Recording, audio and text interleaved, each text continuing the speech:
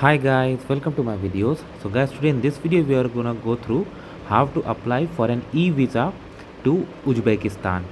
Before I proceed further, if you have not already subscribed to my channel, please go and subscribe right now. And I would also like to clarify, neither I'm an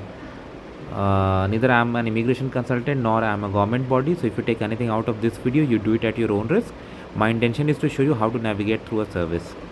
So guys, e-visas are becoming popular with the ease of applying and the ease of going through the process where you don't have to visit any office and things come online, you pay online, everything online. So it makes a lot of sense to a lot of people, and more countries are going towards e-systems.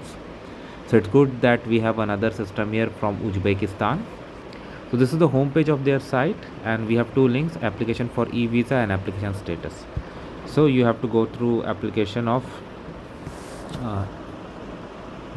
for new. Okay, so they have asked for the citizenship. So I'm just this is sample, guys. You have to do it as per your own case. So I'm gonna select one.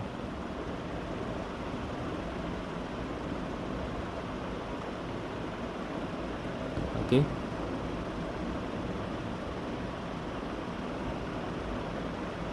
and you can see the fee also, what they are charging: single, double, multiple. Purpose of visit: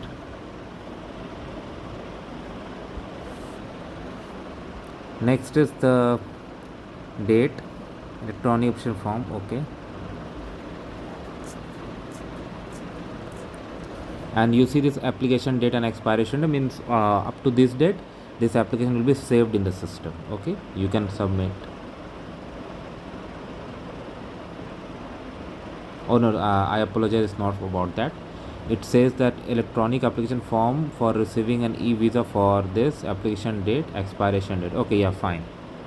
It's not that what I said earlier, but the actual information you can see here. So arrival date, so I select, let's say, 30th November. Departure date, I select December 29. Okay, click on next. Now comes personal information.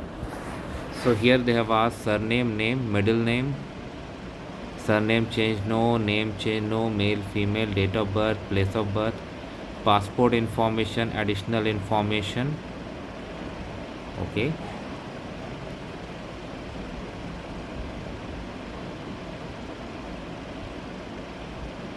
so let me put some sample values here.